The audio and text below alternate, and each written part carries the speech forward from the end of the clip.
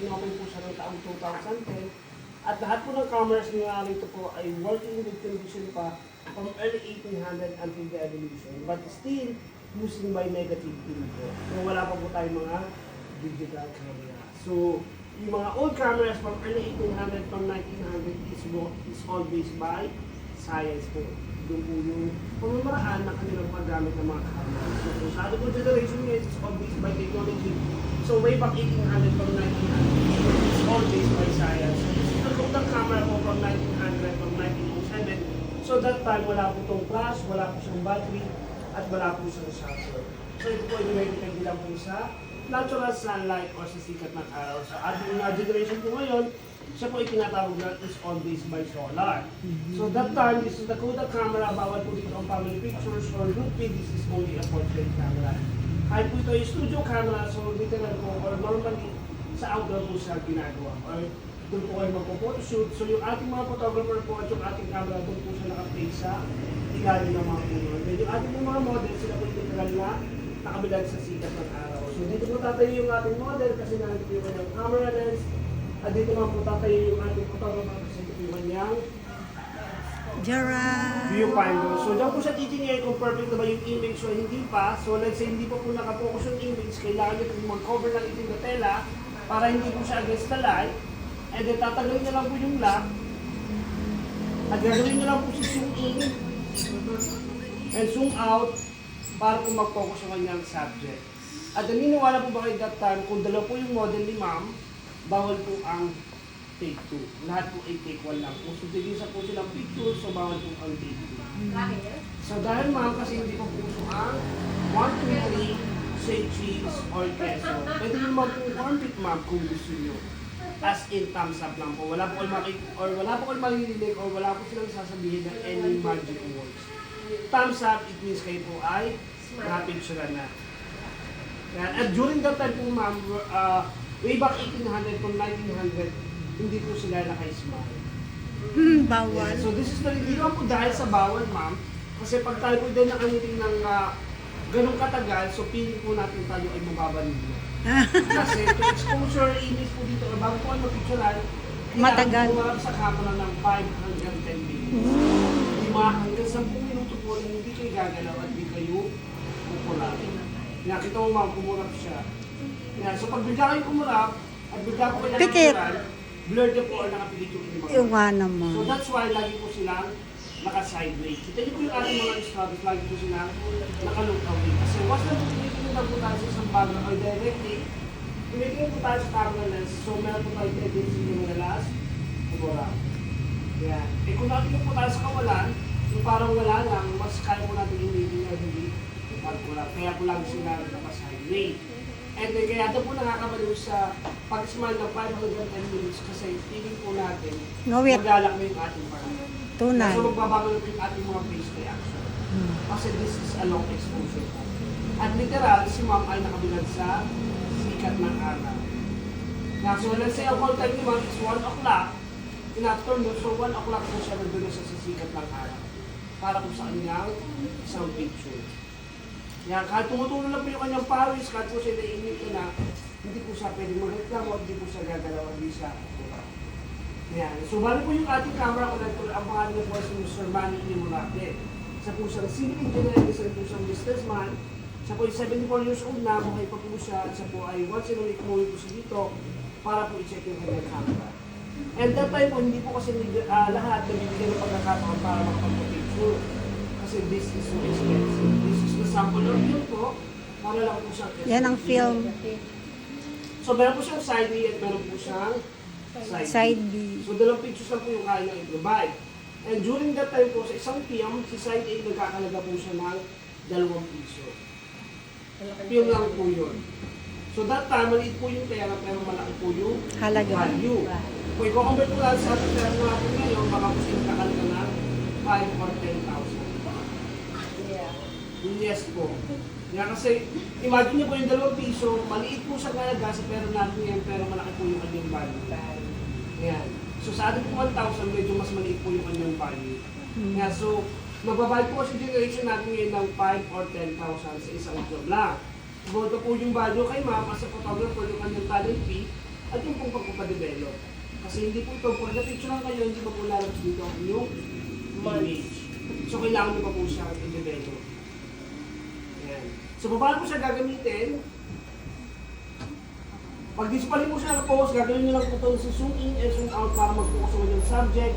And then pag nakapokus na po siya, ilalak niyo po yung camera. Para hindi po siya gumalaw. Kasi once nakalimutan niyo po siyang ilak, and then bigla po siya gumalaw, blur na po yung pictures niyo. So dapat po nakapokus, nakalaki yung camera, at nakakover pa rin po kayo ng na tela, and then lalagyan niyo po ito ng cover yung lens. Kasi once hindi po kayo nag-cover, masisira po yung pino pag siya po ay nasikata ng this is so sensitive. So lalagyan niyo lang po dyan yung film, tanggal po yung cover ng lens, automatic mag-picture na po siya. So it's always by exposure. But kailangan po magtagay ng 510 minutes. Nang hindi kayo gagalaw at hindi kayo kukulat. So pag gamit nyo lang po si side A, babalik ka rin nyo lang po siya, gagawin nyo naman po ay si Side B. Same procedure lang din po siya. Kailangan naka-cover yung ulo, dapat po nakataklob sa ganan, para hindi siya ma-expose sa sikat ng araw, then tanggal po yung cover ng lens, pag-picture na po siya. Yan. So, siyempre po, pag nagamit na po natin si side A and side B, tatagalin nyo lang po si side A gahan-gahan, and then si side B. Gahan-gahan nyo lang po siyang tatanggalin, gahan-gahan lang po na para lang po nyo itong ito nagalaglagan or bawal. Kasi bawal po itong magasgas. Ito po yung pinaka-importante. Kasi once na magagasgas po siya, magkaroon po siya ng konting scratch, blurred na po yung mga picture. Sayang po yung nila yung 100,000 sa pera po natin yun. So, paano po siya i-develop? So, during that time po, way back 1800 or 1900, wala po tayong electricity, is always by natural sunlight dito. So, lalagyan nyo lang po siya ng carbon paper, dapat po magkakasapat. Dito po ay size 8 by 10, so 8 by 10 din po yung carbon paper nyo, dapat po pure black, and back to back, and then kailangan po ng photo paper. Magdidintin nyo lang po siya ng tatlo, and then ibibilag nyo po siya sa sikat ng araw para po yung image dito, tapos na po dito sa photo paper. So, puno ng sikat ng araw po na at ng carbon paper. So, ma-idea po ba kayo kung gaano po katagal bago bibigyan ng pagkakang picture? Kayo ma'am, wala naman. 2 araw, kayo po. Kayo ma'am. 1 linggo, kayo po ma'am. Experience ko nun, malimit kasi ako magpa-picture ng bata. Mga 1 week, 1 week. 1 week to 2 weeks. 2 weeks. Yeah, so ang pinakamabilis po talaga ay 1 week. Sometimes more than a week or sometimes more. Kasi depende po sa ating weather conditions. Yeah, kasi wala po tayong electricity, so wala po tayong dark room na tinatawag. So ito po ay lahat po sa sikat ng araw. Kaya, bago si Sir po maging photographer, kailangan niya muna maging si Kuya Kim or si Mang Tani. Di ba nakakatawa po yun? Kasi nga po, Sa seminar. Kasi alam natin weather forecast. Kasi kailangan po nilang alam yun kung ano po yung perfect condition or perfect weather forecast ngayong araw na po. Let's say, si Ma'am yung client nyo. So, nagbayad po siya ng pera natin ngayon ng 100,000. So, let's say, sabi ni Ma'am, gusto ko mag-picture ngayong araw na to. And then, kayo Ma'am, sabi niyo, pangit yung kalalabasan po ngayon ang ating araw. Kasi baka po mamaya uulan, and then pangit po yung weather condition. Pag pinilit ni Ma'am, wala po problema. Siya po yung masusunod lahat ng kanyang gaya. Kasi hindi po siya nakilig sa inyong weather forecast. So, let's say, balik naman po natin. Sabi niyo Ma'am ngayon, and then sabi niyo po, kaya lang kung hindi niyo nalaman po Ma'am na ngayon pong araw na po, magiging maulan. So let's say si Ma'am ay nabasa, so kayo Ma'am yung magsusugo lahat ng expenses na binayaran po ng inyong Client. Kaya po yung mga taga-weather forecast, sila po yung mga professional. So it's all based by science. Okay po. And during that time po, wala po tayong wall clock or wristwatch. So sa pamagitan lang po na kanila mga shadow or mga anino, doon po nila aalamin kung ano po yung oras, yung perfect weather forecast. Kaya alam niyo po ba kung paano malaman ang oras ng mga maligaw po ng ating mga anino? So sa pamagitan lang po, ganito po, let's say dito po nakatutok yung anino, it means alas 12 na. Pag dito po, it means alauna. Alauna. 2, 3, 4. Ayan. Hanggang ngayon po. Ganun din.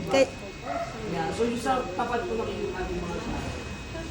Ayan, so 1 week or more than a week, sometimes months po, bago may bigay na pag-isang picture. At ito yung magiging sample of negative. Kumakin nyo. Tapos doon nyo po itutok sa may iwan. Kaya pagka magpipicture, depende ang sikat ng Di ba, araw. ma'am? Kaya harap ka doon kasi sabihin dark, hindi kita makita. Opo, Kasi yan. dahil no reflection ng light. Yes, tama si ma'am.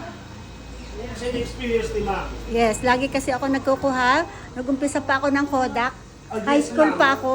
Kaya nauso ma'am ang words na kodakan kita or Yan. kodakan tayo. Sadya akong nagko-Kodak na bata pa ako.